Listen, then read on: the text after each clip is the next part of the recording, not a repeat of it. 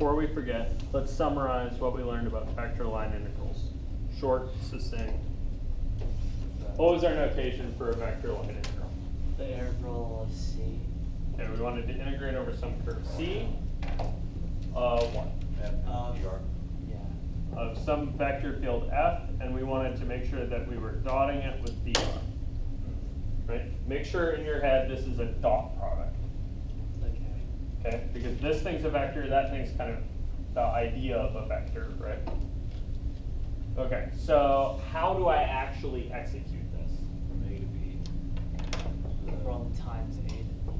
Okay. The vector F of R of T I. Multiplied by a dot product by Dot product with R prime of T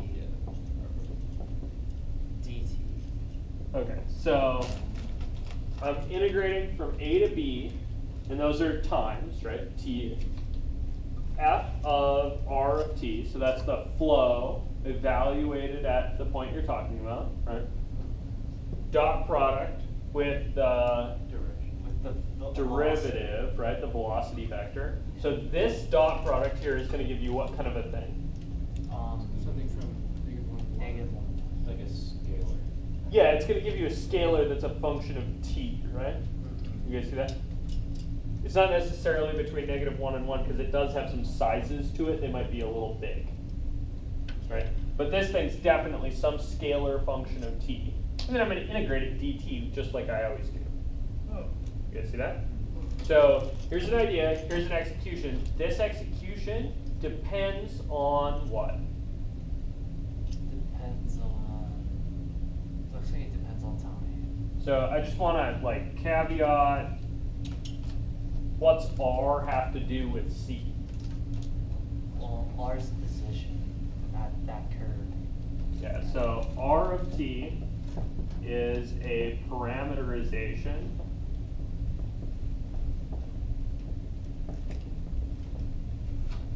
of C, right? In the same direction.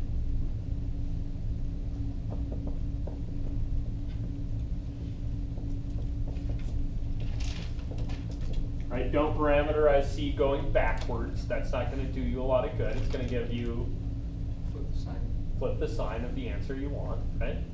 And it's going to tracing C from T equals A to T equals B.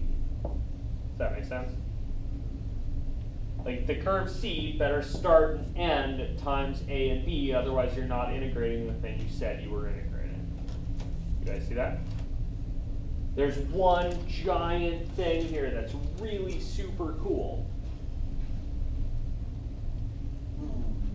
What's the neat thing about this? It's always just going to be a scalar integrated, so it's just like a... Yeah, this is going to give me some number, right? Yeah. The answer is going to be a scalar. That's cool.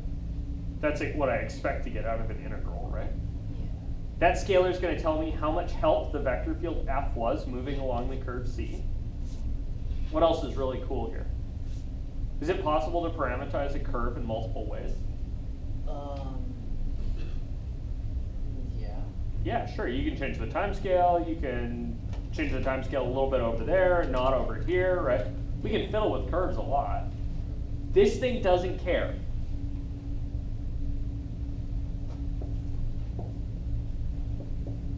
So pick whatever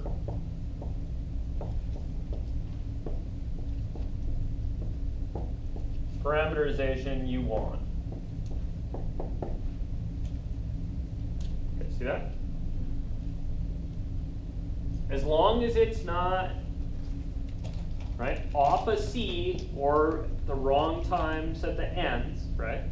You will get the same answer, which is wild. Cool? Okay. Do not confuse this independence of parameterization with the idea of it doesn't matter which curve you follow. You guys see that? I still have to follow the curve C. If I go a different way, I might get a different answer. Yeah. You guys cool with that? Uh-huh. All right. So pick your parameterization, plug it into the formula, crank away. It'll be just a Calc 1 or 2 problem. Pretty chill. Good?